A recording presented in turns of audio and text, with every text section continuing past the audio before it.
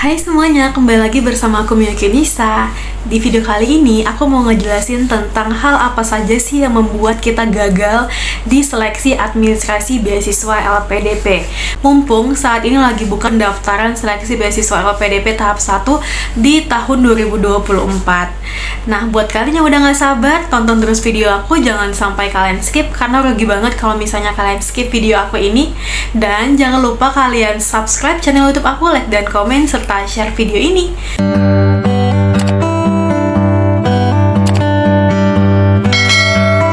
Melanjutkan pembahasan aku hal-hal yang membuat gagal seleksi administrasi beasiswa LPDP, aku akan jelasin secara singkat dulu karena beasiswa LPDP ini terbagi dalam beberapa jenis, beasiswa umum, beasiswa afirmasi, dan juga targeted. Dan di dalam masing-masing jenis ini, beasiswa LPDP ini juga memiliki bagian-bagian tertentu, kayak misalnya di beasiswa umum ada reguler, targeted, PTUD, kayak di afirmasi ada putra-putri Papua, prasejahtera, disabilitas, dan sebagainya. Jadi setiap program yang disediakan oleh beasiswa LPDP ini memiliki persyaratan-persyaratan khusus tertentu. Jadi pastikan kalian tentukan dulu program mana yang ingin kalian ikutin. Dan sebagian besar yang aku akan bahas di sini mungkin terlihat sepele, tetapi aku yakin hal ini penting banget untuk kalian ketahui. Kalian tidak akan bisa melewati TBS dan juga seleksi wawancara tanpa kalian harus mengikuti seleksi administrasi beasiswa LPDP. Beberapa hal yang penting untuk kalian ketahui kenapa teman-teman bisa gagal di seleksi administrasi itu. Yang pertama adalah TOEFL atau IELTS-nya teman-teman. TOEFL yang harus kalian sediakan atau persiapkan adalah TOEFL yang ITS, yang resmi, yang ada kerjasamanya dengan beasiswa LPDP. Baik itu juga IELTS juga sama teman-teman. Jangan sampai teman-teman menggunakan IELTS maupun TOEFL yang tidak resmi, karena itu bisa menimbulkan kegagalan dalam seleksi administrasi. Bukan hanya kegagalan saja yang teman-teman dapatkan, tetapi juga teman-teman akan di blacklist dari beasiswa LPDP sendiri. Atau teman-teman pasti tidak bisa mendaftar lagi di beasiswa LPDP ini. Jadi pastikan teman-teman harus menggunakan sertifikat yang sesuai. Jangan menggunakan sertifikat yang pretest ataupun TOEFL prediction, IELTS prediction. Itu sangat-sangat tidak disarankan karena itu bisa membuat teman-teman terblacklist. Dan untuk website pendaftaran TOEFL maupun IELTS bisa teman-teman cek di bawah ini ya teman-teman, aku sediakan linknya. Kemudian yang kedua adalah surat rekomendasi. Pengalaman teman-teman di batch-batch sebelumnya, di tahap-tahap sebelumnya di tahun 2023 ini, banyak sekali teman-teman kita yang gagal di surat rekomendasinya, sehingga gagallah di seleksi administrasi. Di panduan beasiswa LPDP, baik itu semua program, jelas-jelas dikatakan bahwa surat rekomendasi adalah surat rekomendasi dengan tahun terbaru. Jangan sampai teman-teman menggunakan tahun 2023, karena mumpung tahun ini adalah tahun 2024. Dan pastikan juga tanda tangan harus yang cap basah, dan kemudian teman-teman scan, itu bisa.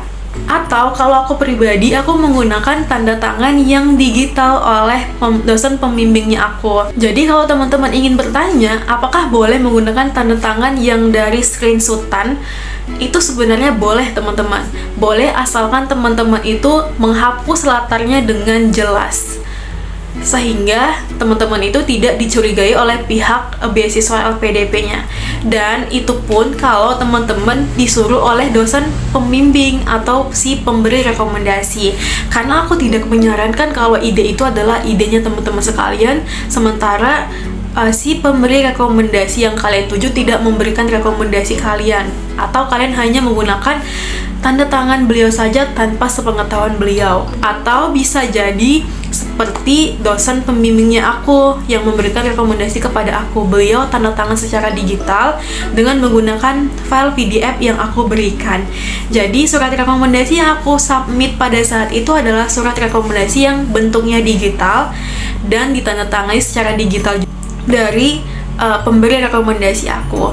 Nah, tahun ini ada sedikit perbedaan LPDP sudah memperbarui websitenya sendiri dengan memberikan rekomendasi dalam bentuk pilihan. Apakah teman-teman menggunakan rekomendasi tersebut dalam bentuk file PDF yang di-scan atau yang digital, atau teman-teman itu memberikan link kepada dosen pembimbing kalian. Ada plus minusnya teman-teman, karena kalau teman-teman memberikan link kepada dosen dan itu masuknya ke email dosen, biasanya teman-teman harus mengingatkan kembali dosen yang bersangkutan ataupun pemberi rekomendasi yang lainnya.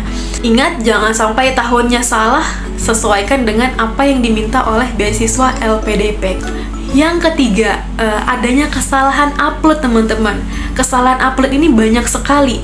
Contohnya seperti temennya aku, ada yang dianya itu upload LOA unconditional, tetapi intake-nya tidak sesuai dengan apa yang diminta oleh beasiswa LPDP. LPDP tahap 1 di tahun 2024 ini untuk intake paling cepatnya adalah bulan Juli 2024, sehingga teman-teman, kalau teman-teman itu kuliahnya di atas dari bulan 7 ini, teman-teman itu sudah masuk pembiayaan LPDP di tahap 1 2024 ini. Tetapi kalau intake-nya lebih cepat, misalnya bulan 4 sudah intake atau bulan 2 sudah masuk kuliah, teman-teman harus menyediakan surat defer atau surat tunda kuliah yang menyatakan teman-teman jelas akan melakukan penundaan kuliah dan akan masuk di semester ataupun tahun berikutnya. Pastikan dengan jelas yang diupload adalah LOA duluan di file paling atas, kemudian di bawahnya adalah surat defernya. Ada juga kasusnya temen aku, itu dia mengupload ijazah yang bukan ijazah S1-nya, tetapi ijazah profesinya ataupun ijazah SMA-nya. Jadi teman-teman pastikan jangan salah upload, karena salah upload ini bisa bikin fatal. Dan kesalahan yang paling banyak aku temukan juga di tahun 2023 adalah kesalahan dalam memencet tombol. Jadi di persyaratan beasiswa LPDP khusus untuk S2 dan S3 itu teman-teman tidak diperbolehkan mendaftar beasiswa LPDP pada saat ongoing studi. Atau teman-teman kasusnya gini nih, teman-teman sedang studi S2 tetapi teman-teman ingin mendaftar beasiswa LPDP kembali untuk S2 juga nih. Teman-teman berniat untuk lepas dari studi sebelumnya atau yang sedang dijalani sekarang gitu, itu tidak diperbolehkan, itu tidak diizinkan oleh beasiswa LPDP. Jadi yang diizinkan adalah teman-teman yang memang belum pernah sekalipun menjalankan studi S2. Jadi ada kasusnya teman aku, saat itu dia membaca bahwa apakah saudara sedang ongoing studi. Nah, dikiranya ongoing yang dimaksud adalah ongoing untuk saudaranya beliau, misalnya kakak beliau, adik beliau, atau keponakannya beliau gitu. Jadi ia menjawabnya itu adalah ya, atau ongoing studi gitu. Padahal sebenarnya yang dimaksud saudara di dalam beasiswa LPDP itu di websitenya adalah kita sendiri, apakah kita itu sedang ongoing studi atau enggak gitu kan. Jadi jangan sampai teman-teman itu menerjemahkan kalimat-kalimat yang ada di website LPDP itu sampai salah terjemahan.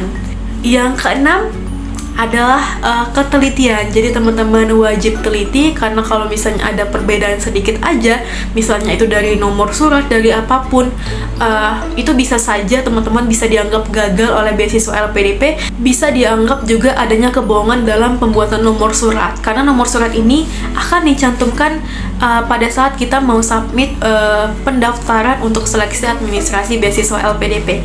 Oke teman-teman, itu semua hal-hal penting yang harus kalian perhatikan. Kelihatan sepele tetapi benar-benar penting banget, karena ini adalah dasar banget buat kalian lanjut ke tahap berikutnya. Bagi yang non-LOA, teman-teman akan lanjut di seleksi TBS dan wawancara. Bagi teman-teman yang daftar dengan jalur LOA, teman-teman akan lanjut ke seleksi wawancara atau substansi.